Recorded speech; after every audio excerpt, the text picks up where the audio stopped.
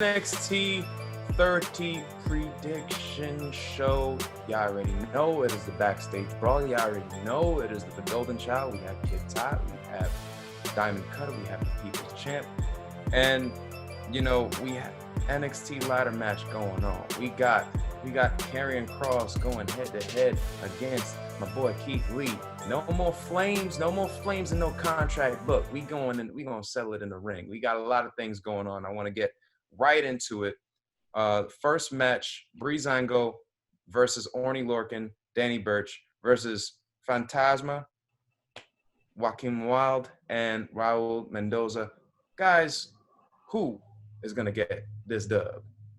I got to give it to Del Fantasma. That group has been sizzling since the unmasking of Escobar, and that group has basically been one of my favorite highlights while watching NXT per week. And he's been a very top heel, which is so underrated, but at the same time, I like it that way because it helps create, a lot of good moments between other people, especially Drake Maverick and other teams like Breezango and my boy Orny Lorcan. Shout out to my American strong style specialist. So it'll be a great match. Clash of styles. It's gonna be hard hitting, fast paced. You're gonna get a good match, but I gotta give it to the team with Phantasma. So I have those guys winning. Definitely, and shout out to them because they're probably one of the more recently most organic characters in terms of me getting to damn, it's no outside noise being oh, he was good in this place. No, they pulled up. They nice. They nice. They the one when you walk across down the block and then you stop, you look at the house. You're how long has it been since we had that? You walk up, you pull up in there. Yeah. So that being said, Diamond Cutter, what you got, man? Oof. I went different on this route, so I'm gonna stick with my picks. I have Orny Lorcan and Danny Burch taking this, only because of the heel face dynamic in this sense. I would like to see a heel versus heel team. I agree with you guys. Dumb and Phantasma, they've been hot. They've just been. If putting the strap on them is compared to when Undisputed Era came up. When Undisputed Era came up, you just knew they were going to be champions. You just knew these guys are going to be champions. I just don't think this is even though this is a number one contendership, I don't think right now at this very second that it should happen. Just my personal opinion.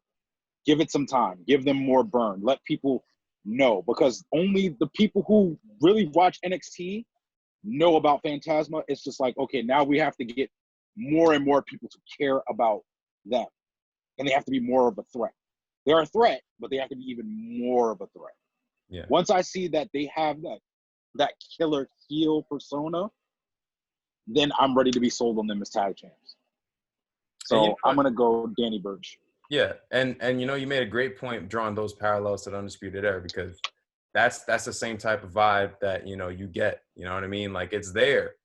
This there. If they win, you won't be surprised. But if they don't win, you could definitely see them if not 2 months, next, whatever the case may be, around the corner, they're gonna win that title. Just getting that little more mean streak in them. So definitely great points.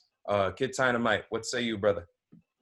While I agree with the board, I'm a big fan of Legado del Fantasma, seeing Escobar, be able to transition out of unmasking and being a strong character on TV. It doesn't happen very often. It doesn't happen on TV very often. Usually the person would be unmasked off rip, like a Andrade, where they'll have been unmasked prior to coming in or right before they're put on television. So it's nice to see something unique like that. It's nice to see a Latin American-esque group organically be formed and have a purpose, as opposed to just being bundled together because of their orientations and where they come from. So I think it's great in the representative end. They have they have one of the best looks in the company. The fact that it's being put in it was birthed in the cruiserweight division. You know how big of an advocate I've been for cruiserweights, and I feel like they were always limited because the cruiserweight division felt like they were in their own lane. They weren't allowed to really dive into cruiserweight tag titles or heavyweight tag divisions, even though the belts are kind of open weight, right?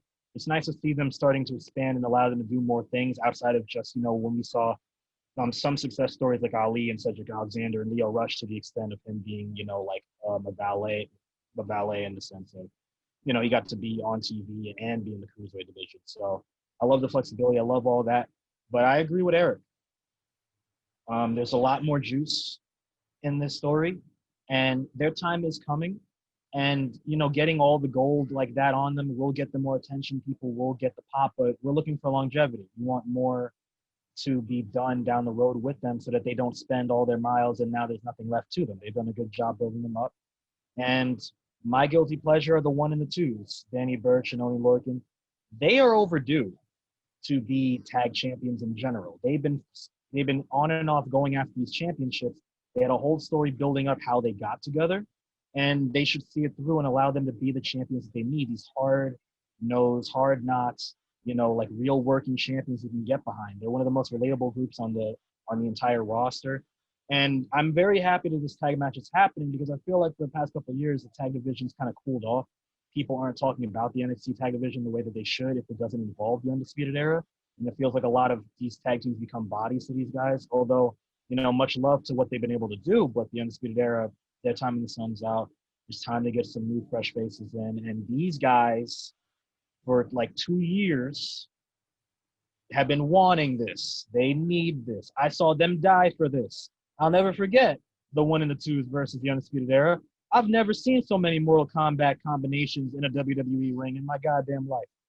They deserve this for every concussion they may or may not have gotten from those combinations.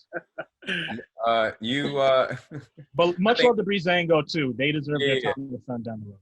Yeah. I want to hold on to the, well, actually I don't, but, using the whole concussion and the heavy fight and all that stuff, the next match up is Timothy Thatcher versus one Finn Balor. So it's going to be nice to see that type of matchup. I'm going to start off with Kid Ty, man. Who you got? The fans win that one. That is I didn't even ask for this shit. I didn't ask for this match. they gave us this match. And you know what? I take it back from the previous recording. Maybe the loss for Finn Balor gave us something we weren't expecting. This is a great consolation prize. I hope Finn doesn't lose his arm, considering he just got his sleeve back, and Timothy Thatcher's been on his psychotic snappy nonsense. But honestly, I don't really I think either man wins. I think Thatcher probably will get the win because he's also on the rise. Okay. Yeah. But really, this is one of those I could sit back and enjoy it either way because Finn has a knack for bouncing back. And Thatcher and Finn, that's a matchup I don't think anyone's really thought of since these guys were not in the company. So let's go for it. I'm just going to sit back and eat some popcorn for that one. Yeah. So you said Thatcher a little bit. You said Thatcher. Probably Thatcher, but I don't care. Yeah. No, I mean, hey, listen, that's a fact. Diamond Cutter, what say you, brother? Gotta agree with Tyler on this one too, but I'm gonna go with Finn. Ooh. Where's your face? Wait, what is it? He faded into the light as soon as the gun. Can we get a zoom in on that, post? Just him looking like just in post. Jesus Pistols. Can we just get that? Whatever. I gotta go with Finn. Again, like the previous recording, like I said, even though Finn, like you said, to your point, has a knack of bouncing back, I just don't think somebody who was supposed to fight for the NXT UK title has to lose momentum right now. I mean, yeah, there's certain times where he has to take an L, where it's like, okay, I got to show that, I'm not, Superman or whatever. But the fans win at the end of the day. Timothy Thatcher is on the rise as well. Finn Balor, we know what Finn Balor can do in the ring. He's probably one of the top performers in WWE. Top three. Okay, top three. I'll agree with that. Top three. I think he's on the same level as almost on the same level as AJ Styles, to where he can make somebody look good in the ring. He's there. Just about. He's there. No. He's not just about. He's there. Okay, you're not gonna dude, you're not gonna Tyler me, but yeah, it's Randy, AJ, Finn, Drew, and you can pick number 5, but he's up Yeah. there. Yeah. all right. So I agree with that, but That's definitely going with Finn. Stop fading out. What is this? fading in the black. Tag team partner of One Diamond Cutter, People's Champ. What say you, brother? Well, like the Swords of Revealing Light Yu-Gi-Oh card.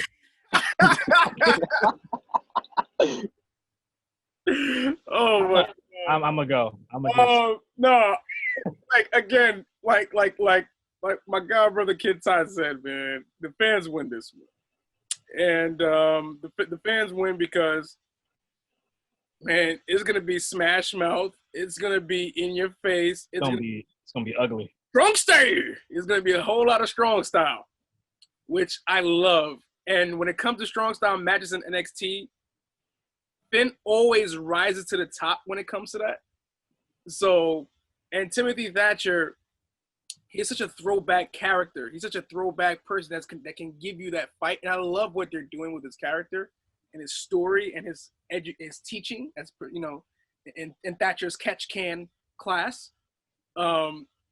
It's gonna be one of those classics that it might probably outshine or will be one of the showcase matches of that night. And I wouldn't be surprised if either one of them win. I really don't care. But for you know, past recording, you know, Finn Balor, my guy got to take the win because, you know, he wants Volta. All right. I'm getting Shinsuke versus Finn Balor vibes from NXT TV. Yeah. And that's a match that people do not talk about enough. It's They don't. strong style. That's a fact. Hard nose, man. Let's go. You know, you saying, you know, a match that'll steal a show. Another match that may potentially steal a show is a North American NXT Championship ladder match. Bronson Reed, Damian Priest, Cameron Grimes, Gargano, Velveteen Dream for the North American Champion. People's Champ. We're going to snake it. So it starts with you, brother. What say you? Damn, I was kind of hoping Tom went first. You got to snake it. This goes back. Wow. All I know is that if they make Velveteen Dream win, that's going to be a huge uproar. Man. I don't want Cameron Grimes to win. Nah, I'm not sold on that guy just yet. Cameron Grimes. He's good for his character. You're not sold on 2020 Jamie Noble?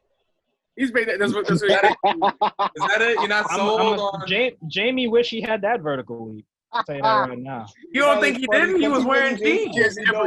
But he ain't How do you know if he had? How do you know? You right. I'm just saying, like, Cameron, when your finisher is called the Cave In, you need that leap. Jamie Noble, that's funny. No.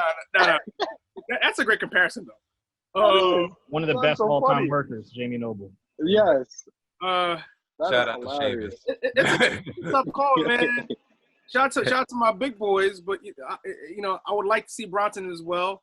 But I do think Damian Priest is due for a title. So I gotta, you know, go for New York's own, the Arch of Infamy, Damian Priest. I mess with it. I would, you know, he is due. I'm with it. I like that pick. For whatever reason, he kind of reminds me of Vin Diesel in the face, and then the rest of his exterior just flips on me. I'm like confused, but it is what it is. I know that's a random topic. That story for another day. Diamond Cutter, what say you, brother? Same thing. Archer of Infamy. Gotta go. Gotta go with him. Damn, all right. Listen, he's overdue. I feel like he's probably one of the. He reminds me almost of King Corbin, but I actually like him. He is what most people want Baron Corbin to be. I was going to say that. Exactly. Yeah. So to everyone's point, it's just he had a very strong showing in your house against Finn Balor. That was a really good match, and he sold me on that match. He's been in the North American title match and title picture for a while now. So this is like his last chance. You don't think him and Dijakovic had a good one too? He did. But it's like for me as a fan, you have to go against a top guy. When you get in a ring with a top guy, and you can hold your own, that says a lot. So to me, he proved himself in your house, and I was sold on him since. So definitely, I'm looking for him to walk away with the North American title. Fair point. Kid Ty, what say you, brother? 2 points before I get into it. One, when you said Dijakovic and Damian Priest, I pictured Kofi in commentary saying too much meat. Second, Jesus, edit that out. Second, I think that he sacrificed his back in that match. I will never forget that. Oh God, did he? I say Damian Priest too, and it might be the predictable outcome, but this is not a bad thing. Predictability is never a bad thing. I think that he is overdue, but I think that this match is going to build a lot of people. It is reminiscent of the original North American ladder match that crowned the first champion, ironically Adam Cole, who we'll talk about a little bit later. But this match allowed for many people to stand out the first time. I mean, no one will forget Ricochet's death-defying backflip as the ladder was tilting to the outside. Lars Sullivan and I believe Killian Dane had awesome showings in the matchup in the terms of talking about big boys. The two people I want to look out for in this matchup are Bronson Reed and Cameron Grimes. I think they're going to be the hungriest people in this matchup in terms of people who haven't been given that many opportunities. I've seen Bronson Reed compete. My most recent seeing of him was Shane Thorne, which were some pretty dope matches on TV. And he's a very ballsy-ass dude. And Cameron Grimes does not care about his well-being in the slightest. And he also grabs people mid-pins, which is hilarious. Yeah. So I think that these two are going to be the standout stars of the ladder match. Damian Priest should come out with the victory, come out with the championship. It's about time he starts running some things in NXT. Keeping it going, because you did mention Adam Cole, and we were going to get to him later. We're getting to him right now. Pat McAfee versus Adam Cole. Of course, we're snaking it, so it does start off with you really, really quick. Cole, Pat McAfee. They could swerve us. I don't know. It's NXT 30. They could swerve us. The tagline for SummerSlam is "You'll never see it coming." I gotta pick one. I'm gonna be the weird one. I'm gonna pick McAfee. I'm gonna pick McAfee. I think that it's gonna be off some bullshit, but I think it's gonna be McAfee.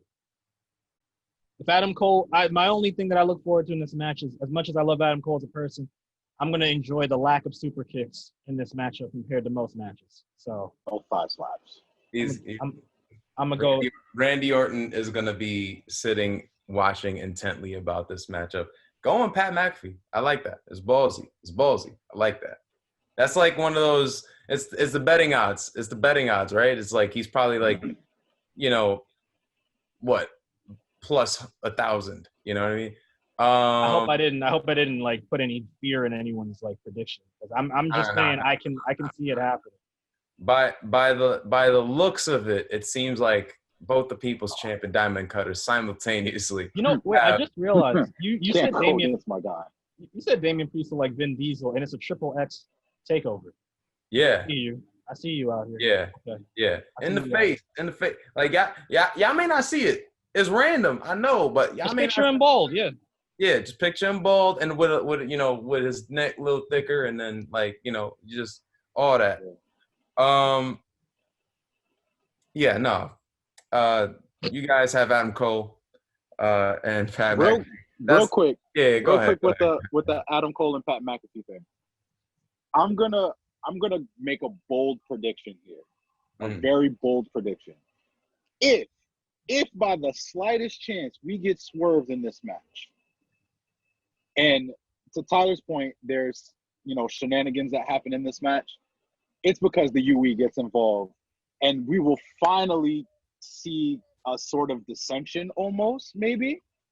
Because what's the one match that we've all been calling for within Undisputed Era? We've all been calling for Roddy. Exactly. We've been calling for O'Reilly. I mean, I'm not O'Reilly. I'm sorry. We've been calling for Roddy and Cole. Cole right now is the leader who has something to prove right now because I hate to say it, but he got kind of a little embarrassed. So it's like, yo, I got something to prove. Now, Roddy can go out there and think that he's doing the right thing. Cole could be like, yo, you're not doing the right thing. And that just starts a dissension right there, because even if they get called up to the main roster, I don't think they call them up, all 4 of them, right then and there. I think they do the original 3.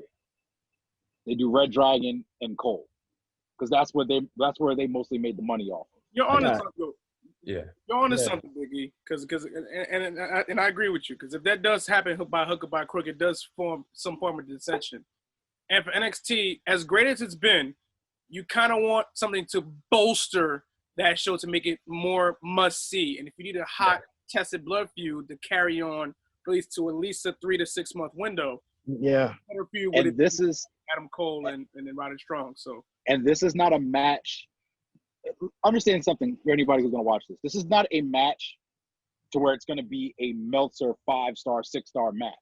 It's going to be at the most a 3.5 match, but it's going to get a 4, maybe 4.5 for the moment. And if that happens, a lot of people are not going to talk about the match. They're going to talk about the moment of where the Undisputed Era. Imagine that. In retrospect, just imagine that NXT 30, the beginnings of the dissension of the Undisputed Era. And get this. The last time they had this big of an NXT was NXT 25. And what happened in NXT 25, Adam Cole won the title. And so that was a big thing. And they highlighted every NXT show. Oh, yeah, I just realized. So this is another one. I need Pat McAfee and Randy Orton in a punting contest. Oh, Jesus. You know what? No, we ain't doing this. We're not doing that. The battle of essentially the anime characters, Dakota Kai versus Io Shirai for the NXT Women's Championship. Who do you have and why? I'll start off with the People's Champ, since it was a unanimous Adam Cole deal. I have the reigning, defending, current champion Io Shirai. Ever since you won the title at In Your House, this would be her first major title defense at a pay-per-view. I wouldn't take it off her yet. As much as Dakota Kai is primed and ready to take it off of her, it ain't time yet. So this will probably plant the seeds for something moving forward. And Dakota Kai is hot right now, more ways than one. But she is very, very, red hot in terms of her heel turn and, getting a big win over Rhea Ripley and other stars as well. This is huge for her. And she is on the heels of becoming a champion. And that's how you build it. And that's what NXT is, well known for. But for Io, she hasn't been able to basically separate herself from the previous champion and basically establish herself as the champion. Since, when she was chasing it, everybody was on Io Shirai, Io Shirai. But when she became champion, things kind of cooled off a little bit. So now with this feud and this match, this can reestablish Io Shirai why she is champion. And when she retains, this can help move forward in terms of their program, because it won't be done after tomorrow night. Yeah, it definitely won't be done after tomorrow night. What you say, Diamond Cutter? I'm going to go different. I'm going to go Dakota Kai only for this particular reason. I don't think Io Shirai has had a bad title run. I think, to Randy's point, it's just the hype kind of cooled down a little bit, and it's not her fault. It's just she hasn't established herself as the champion. But we do know that Io Shirai is a talent in the ring. And I just feel like that furthers, either way, it furthers their feud, no matter who wins and who loses. But right now, being that on the main roster that we lost Kairi Sane, I think that Io Shirai could come up anytime soon. I think she has that weight. I mean, hey, you guys can disagree with that, but I feel like right now in the women's division on the main roster, they don't have anybody else. I mean, Bianca Belair, sure. Shayna Baszler, sure. But that's on the Raw side. On the SmackDown side, they don't have anyone. Well, we're going to get into that. I'm gonna get into that right now. I can't say you wrong. Let's wait till SummerSlam. I can't say you wrong for thinking that. But that's WWE's problem. That's true. You can't keep putting shit in places thinking it's going to fix. If I Febreze shit long enough, the smell might feel like it's going away, but it's eventually going to come back. And to be honest with you, I don't knock your idea. I think there's a very high possibility because Vince panics like that, right? But if you really want to get people behind Io, you got to keep her as champ. I think Dakota Kai and Io are going to have a hard-hitting match. I think Dakota's going to have the best performance of her career. Io can bring that out of her. Dakota will automatically bring that to the table because she's that good. But you need Io to stay champion. She's I don't think is she the longest? She might be one of the, outside of Bayley, she's the longest running women's champion in general in the company. She needs more defenses under her belt. And there are bigger matches on the horizon for her as well, not to dismiss Dakota Kai, but there's still the possibility of her and Candice LeRae, which they had an amazing match at NXT TakeOver not too long ago. There are more things for Io to do, and Dakota Kai is the type of heel that would benefit from the frustration of losing, as opposed to other heels who might feel like they get like shortchanged after a loss and they just fade off. Dakota Kai would use that as more motivation to come back stronger. And eventually her time in the sun will come, but I think it's fair for Io to keep the title for now. They still haven't even developed her, tapped into her potential yet. So, and I don't think they're going to move her up until draft time anyway. So I think it's a little too early in general. Yeah. NXT Championship title match: Keith Lee versus Karrion Kross. Get Dynamite. We're snaking it, so it starts off with who do you have and why? I don't know. Shout outs to Terry Funk, ECW, and everyone else who burned via Fireball. I didn't expect that in WTV, but I don't really know because it would be kind of weird to have Keith Lee drop the belt, but in the sense they already had him drop the North American Championship. So one would think it's not completely out of the realm of possibility for him to drop the belt, considering it's sort of like in UFC where it's like you can win 2 belts, but you don't have to have long reigns with either one, even though they work on a completely different schedule, right? Like Keith Lee's NXT legacy is set. He's kind of done everything he's needed to do except be a champion. And considering Karrion Kross is being pushed as hard as he is, it's hard for me to think that Karrion Kross is going to lose. You know, like he's going in right now, you know, and depending if Keith Lee getting like a weak win over Karrion Kross, I can't see that either. You know what I'm saying? So it's like it really is the unstoppable force meets the immovable object. You have 2 people with the justified amounts of momentum to win this match and reasonability to win this match. I'm gonna pick Keith Lee. I think the only way that Karrion Kross can lose this match is if he gets outfought. Keith Lee's the person to bring the fight out of him and beat the living shit out of him if they wanted to do this.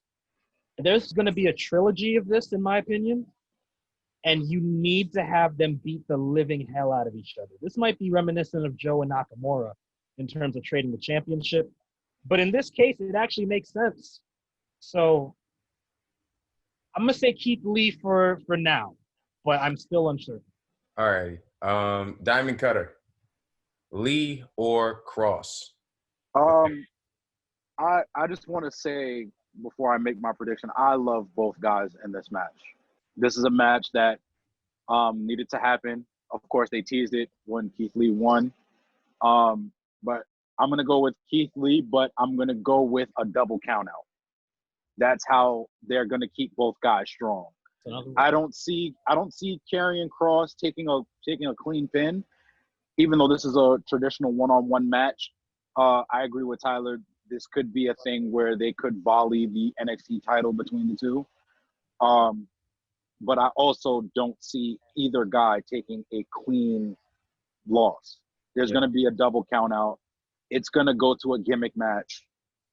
It's going to go to, a third match to where Karrion Kross could possibly win the title eventually. But as of right now, no. And then on top of that, Keith Lee is, I know I said Velveteen Dream was the quote-unquote anchor of NXT. This is the true anchor of NXT, which is Keith Lee. He has the most popularity behind him. He has the most hype behind him. I know there's rumors of him eventually coming to the main roster and him getting, the rub and everything, but I feel like he needs to develop more of his legacy in NXT and put more classic matches underneath his belt, and this is the start of a classic match and a classic run. Yeah. So we got a barn burner. We got a count out. What say you, People's Champ? Oh, It's hard to pick. He's like, somebody should have picked the definitive answer. I'm stumped to shit now. Can we agree that this match ain't gonna end with anyone looking like they slayed a dragon? Because pretty much. It's not gonna happen. It's two bulls fighting each other. Yeah. It's at some point they're gonna either exhaust each other out to the point where no one's gonna answer the bell when they're in the middle of that ring, or I don't know. I honestly don't know. I kind of want to switch mine now. I want I think it's going to end in a double 10 count. You know what it's going to be. The body of this match, itself, it will be one of the most hard-hitting matches between both men. It's going to be fun, it's going to be brutal, and it's going to hurt. Whether or not he retains the title, it's a mystery even to me. Somebody's getting next. With the fire, no pun intended to the fireball, but he is coming with it. And with Scarlett by his side, it's almost like the end is near. But I can't definitively say that because Keith Lee has just as much of a right and might to keep his NXT championship. And you know what? With that, honestly, that is a credit to NXT because with these prediction shows, you kind of always have an inkling of where they could potentially go with certain things. Here on this prediction show, fortunately, backstage brawlers, we ain't got the answer, Sway. But all we know is that's going to be awesome. We're going to enjoy it. NXT 30 coming up this Sunday is going to be hot. And we're going to definitely stay tuned and give you guys our view sometime next week. But for now, we are going to segue into SummerSlam. Stay tuned.